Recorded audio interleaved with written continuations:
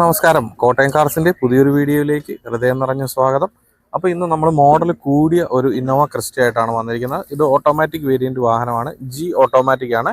2022 manufacturing, 22 registration, single ഓണർഷിപ്പിൽ 63,000 kilometre with proper company service റെക്കോർഡോടുകൂടി യാതൊരു വിധത്തിലുള്ള റീപ്ലേസ്മെന്റും വന്നിട്ടില്ലാത്ത ഒരു വാഹനമാണ്. അപ്പോൾ ഇതിലൊരു സിംഗിൾ പീസ് റീപെയിന്റ് വന്നിട്ടുണ്ട്. അത് ഈ ബോണറ്റാണ്. അത് കമ്പനിയിൽ നിന്ന് തന്നെയാണ് ചെയ്തിരിക്കുന്നത്. അത് നമ്മുടെ സർവീസ് റെക്കോർഡ്സിൽ അവൈലബിൾ ആണ്. അപ്പോൾ നമുക്ക് നേരിട്ട് വാഹനത്തിൻ്റെ വിശേഷങ്ങളിലേക്ക് കിടക്കാം. അപ്പോൾ നമുക്ക് ഈ ഒരു സൈഡിൽ നിന്ന് തന്നെ പതിവ് പോലെ പോകാം. നമ്മൾ ഓൾറെഡി പെയിന്റ് ചെക്ക് ചെയ്താണ്. ഈ ഒരു ബോണറ്റ് ഒഴികെ ബാക്കി എല്ലാ ഭാഗങ്ങളും കമ്പനി ഒറിജിനൽ പെയിന്റ് തന്നെയാണ്. ഗ്രേ കളറിലാണ് വരുന്നത്. ഇത് BS6 വാഹനമാണ്. അപ്പോൾ ഈ ഒരു സൈഡ് മൊത്തത്തിൽ പറയുവാണെങ്കിൽ ഇവിടെയൊന്നും യാതൊരു വിധത്തിലുള്ള റീപെയിന്റും വന്നിട്ടില്ല. ഡെന്റുകളോ സ്ക്രാച്ചുകളോ ഒന്നുമില്ല. ഈ ഒരു ഭാഗത്തെ ബോഡി ലൈനൊക്കെ നല്ല ക്ലിയർ ആണ്. അപ്പോൾ ഇനി നമുക്ക് ഇതിൻ്റെ എല്ലാ ഗ്ലാസുകളും കമ്പനി ഒറിജിനൽ അന്ന് വന്ന 2022 സീരീസിലുള്ള ഒറിജിനൽ ഗ്ലാസുകളാണ് കിടക്കുന്നത്. അപ്പോൾ നമുക്ക് ഈ ഡോറുകൾ തുറന്ന് ഇതിന് ഉൾവശം ഒന്ന് കാണാം. അപ്പോൾ നമ്മൾ ഈ ഫ്രണ്ട് ഡോറിൻ്റെ ഉൾവശത്തേക്ക് വരുമ്പോഴത്തേന് ഇവിടുത്തെ കമ്പനിയുടെ ഒറിജിനൽ പേസ്റ്റിംഗ് നമുക്ക് ക്ലിയർ ആയിട്ട് കാണാനായിട്ട് സാധിക്കുന്നുണ്ട്. ഡോർപാടുകളൊക്കെ ഇവർ അഡീഷണൽ ആയിട്ട് ചെയ്തിരിക്കുന്നതാണ്. ഇതൊക്കെ നല്ല വൃത്തിയിൽ തന്നെ ഇരിപ്പുണ്ട്. അപ്പോൾ ഇനി നമുക്ക് ഇവിടുത്തെ പഞ്ചിങ് മാർക്കുകളൊന്ന് നോക്കാം. ഇവിടുത്തെ കമ്പനിയുടെ ഒറിജിനൽ പഞ്ചിങ് മാർക്കുകൾ നമുക്ക് ക്ലിയർ ആയിട്ട് കാണാനായിട്ട് സാധിക്കുന്നുണ്ട്. താഴ്വശത്തേക്ക് വരുമ്പോഴത്തേന് ഇവിടുത്തെയും കമ്പനിയുടെ ഒറിജിനൽ പഞ്ചിങ് മാർക്കുകൾ നമുക്ക് ക്ലിയർ ആയിട്ട് കാണാം. ഇവിടെ ഒരു ഗ്രൗണ്ടാണ്. അവിടെ പിള്ളേർ കളിക്കുന്നതിൻ്റെ ഒരു ശബ്ദ ഡിസ്റ്റർബൻസ് ഉണ്ടാകാൻ സാധ്യതയുണ്ട്. അതുകൊണ്ട് നമ്മൾ ഇച്ചിരി സ്പീഡിൽ പറഞ്ഞു പോവുകയാണ്. പുറകിലത്തെ ഡോറിൻ്റെ ഉൾവശത്തേക്ക് വരുമ്പോഴത്തേന് ഇവിടുത്തെയും കമ്പനിയുടെ ഒറിജിനൽ പേസ്റ്റിങ് നമുക്ക് ക്ലിയർ ആയിട്ട് കാണാം. ഇനി നമ്മൾ ഈ മേളുവശത്തേക്ക് വരുമ്പോഴത്തേന് ഇവിടുത്തെ കമ്പനിയുടെ ഒറിജിനൽ പഞ്ചിങ് മാർക്കുകൾ നമുക്ക് ക്ലിയർ ആയിട്ട് കാണാനായിട്ട് സാധിക്കുന്നുണ്ട്. താഴ്വശത്തേക്ക് വരുമ്പോഴത്തേന് ഇവിടുത്തെയും കമ്പനിയുടെ ഒറിജിനൽ പഞ്ചിങ് മാർക്കുകൾ നമുക്ക് ക്ലിയർ ആയിട്ട് കാണാം. ഇന്റീരിയറിലൊക്കെ അവർ അത്യാവശ്യം നല്ല രീതിയിൽ ലെതർ എന്ന് പറയാൻ പറ്റില്ല, വേറൊരു മെറ്റീരിയൽ വെച്ചിട്ടുള്ള സീറ്റ് കവറും കാര്യങ്ങളൊക്കെ ചെയ്തിട്ടുണ്ട്. ഈ ഒരു ക്വാർട്ടർ പാനലിൻ്റെ ഭാഗത്തേക്ക് വരുമ്പോൾ ഇവിടെയൊന്നും യാതൊരു വിധത്തിലുള്ള ഡെന്റുകളോ സ്ക്രാച്ചുകളോ ഒന്നുമില്ല. അപ്പോൾ ഇനി നമുക്കിതിൻ്റെ പുറകുവശത്തേക്ക് വരാം.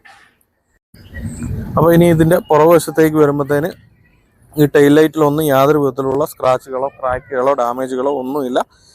ഡിക്കിയിലും റീപെയിൻറ്റോ കാര്യങ്ങളോ ഒന്നും വന്നിട്ടില്ല. അപ്പോൾ ഇനി നമുക്ക് ഡിക്കി തുറന്ന് ഇതിന് ഉൾവശം ഒന്ന് കാണാം.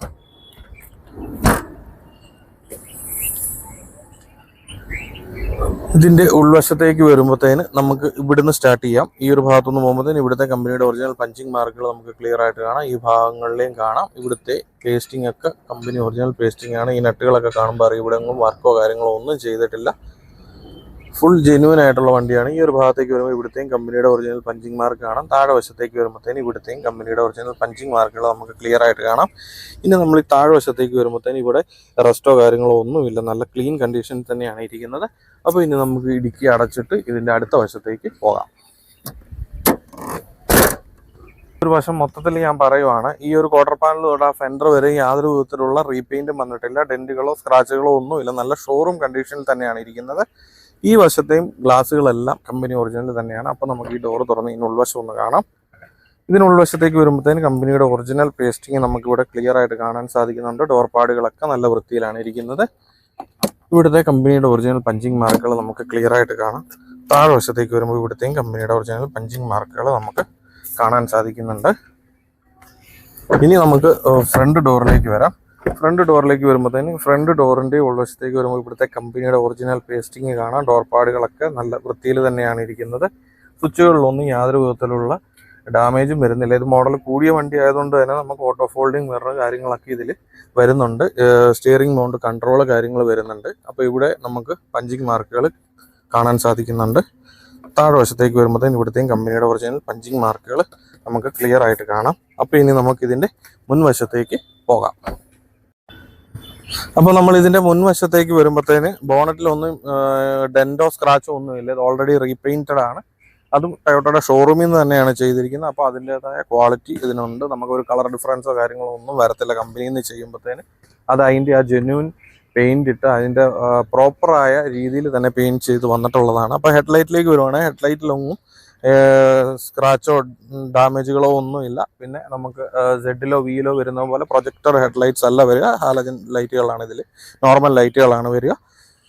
പിന്നെ ഗ്രില്ലിലോ ബമ്പറിലോ ഒന്നും യാതൊരുവിധ ഡാമേജുകളും സംഭവിച്ചിട്ടില്ല. അപ്പോൾ ഇനി നമുക്ക് ഇതിൻ്റെ ബോണറ്റ് തുറന്ന് എഞ്ചിൻ റൂം ഒന്ന് കാണാം. അപ്പോൾ നമ്മൾ ബോണറ്റ് റീപെയിൻ്റ് ആണെന്ന് പറയുമ്പോൾ എല്ലാവർക്കും ഒരു ഡൗട്ട് കാണും. ബോണറ്റ് റിപ്പയർ ചെയ്തിട്ടുണ്ടോ അല്ലെങ്കിൽ ഇത് മാറിയിട്ടുണ്ടോ അതുകൊണ്ട് നമ്മൾ കുറച്ചും കൂടെ അടുത്ത് നിന്നിട്ടാണ് ഇത് പ്രാവശ്യം കാണിക്കുന്നത്. ഈ ബോണറ്റിൻ്റെ ഈ ഒരു നട്ട് തൊട്ട് നമുക്ക് സ്റ്റാർട്ട് ചെയ്യും. ഈ നട്ടിലെങ്ങ് സ്പാനർ പിടിച്ചതിൻ്റെതായ യാതൊരു സിംറ്റംസും കാണുന്നില്ല.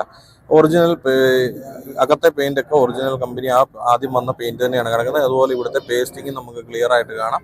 കമ്പനിയുടെ ഒറിജിനൽ പേസ്റ്റിംഗ് ആണ്. കമ്പനിയുടെ ഒറിജിനൽ വരുമ്പോൾ ആദ്യം വരുന്ന അതേ സ്റ്റിക്കറും കാര്യങ്ങളും ഒക്കെ ഇതിൽ വന്നിട്ടുണ്ട്. അതുപോലെ ഈ മേളത്തെയും പേസ്റ്റിംഗ് നിങ്ങൾക്ക് കാണുമ്പോൾ അറിയാം കമ്പനിയുടെ ഒറിജിനൽ പേസ്റ്റിംഗ് ആണെന്നുള്ളത്. ഇനി നമുക്ക് അങ്ങേ വശത്തേക്ക് പോകാം. ഈ ഒരു വശത്തേക്ക് വരുമ്പോൾ ഇവിടുത്തെയും നട്ടുകളൊക്കെ നമുക്ക് ക്ലിയർ ആയിട്ട് കാണാൻ സാധിക്കുന്നുണ്ട്. ഈ ഒരു ഭാഗത്തേക്കൊക്കെ വരുമ്പോൾ ഇവിടെ ഒന്നും യാതൊരു വിധത്തിലുള്ള ഡാമേജുകൾ സംഭവിച്ചിട്ടില്ല. ആഡ് ബ്ലൂ ഒഴിക്കാനുള്ള ടാങ്കിൻ്റെ ക്യാപ്പ് കാര്യങ്ങളൊക്കെ നമുക്കിവിടെ കാണാൻ സാധിക്കുന്നുണ്ട്. ബാറ്ററി കണ്ടീഷനും ഹെൽത്തും ഒക്കെ ഓക്കെയാണ്.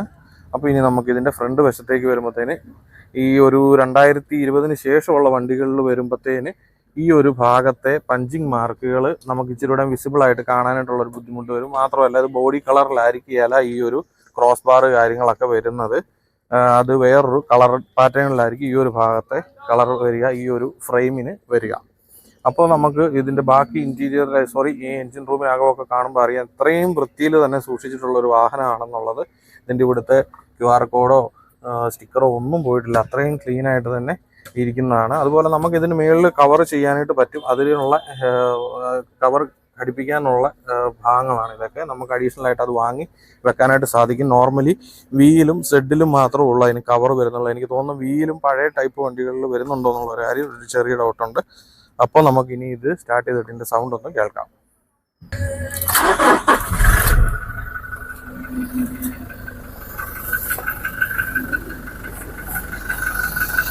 അപ്പോൾ ഇത് 2022 മാനുഫാക്ചറിങ് 22 രജിസ്ട്രേഷൻ വണ്ടിയാണ്. BS6 വണ്ടിയാണ്. ആഡ് ബ്ലൂ ഒഴിച്ച് ഓടുന്ന വണ്ടിയാണ്. വണ്ടി ഡ്രൈവിങ്ങിനൊക്കെ നല്ല കംഫോർട്ടാണ്.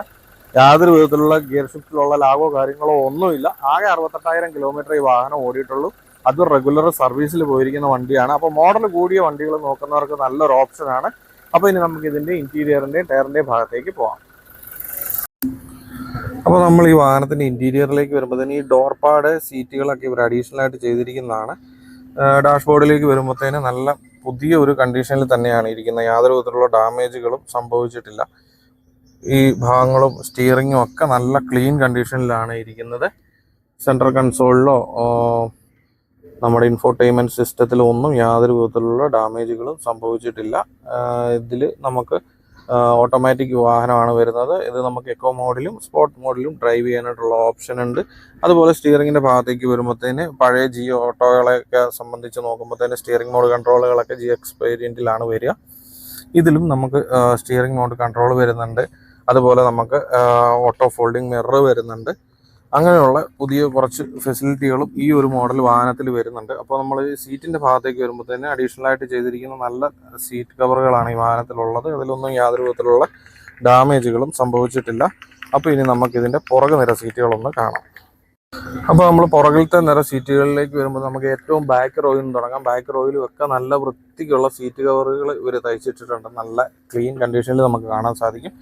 ഇവിടോട്ട് വരുമ്പോൾ തന്നെ നമുക്ക് ഈ ക്യാപ്റ്റൻ സീറ്റ്സ് കാണാം. അതിലൊന്നും യാതൊരു വിധത്തിലുള്ള പ്രശ്നങ്ങളും ഇല്ല. നല്ല ക്ലീൻ കണ്ടീഷനിലാണ് ഇരിക്കുന്നത്. വണ്ടിയുടെ ഉൾവശത്തേക്ക് നോക്കിയാലും നല്ല വൃത്തിയിൽ തന്നെ സൂക്ഷിച്ചിട്ടുണ്ട്. അപ്പോൾ ഇനി നമുക്കിതിൻ്റെ ടയറിൻ്റെ ഭാഗത്തേക്ക് പോകാം. അപ്പോൾ നമ്മൾ ടയറിൻ്റെ ഭാഗത്തേക്ക് വരുമ്പോഴത്തേന് ആദ്യം തന്നെ എടുത്തു പറയേണ്ടത് ഇതിൻ്റെ അലോയ്സ് ആണ്. അപ്പോൾ നമുക്ക് പഴയ ഒരു 2020 മുമ്പുള്ള സീരീസിലൊക്കെ വരുന്നതിൽ നിന്നും വളരെ ഡിഫറൻ്റ് ആയിട്ടുള്ള നല്ല ഡയമണ്ട് കട്ട് അലോയ്സ് ആണ്. ടൊയോട്ടയുടെ ഒറിജിനൽ ഡയമണ്ട് കട്ട് അലോയ്സ് ആണ് ഈ വാഹനത്തിൽ വന്നിട്ടുള്ളത്. അതുപോലെ ടയറിൻ്റെ ഭാഗത്തേക്ക് വരുമ്പോഴത്തേന് ബ്രിഡ്സ്റ്റോണിൻ്റെ പുതിയ 4 ടയറുകളാണ് ഈ വാഹനത്തിൽ വന്നിട്ടുള്ളത്. നമുക്കിനി സ്റ്റെപ്പിനിയുടെ ഭാഗത്തേക്ക് പോവുകയാണെങ്കിൽ സ്റ്റെപ്പിനി ഓൾമോസ്റ്റ് ഒരു 90% ഒക്കെ ഉള്ള ഒരു സ്റ്റെപ്പിനിയാണ് ഈ വാഹനത്തിൽ വന്നിട്ടുള്ളത്.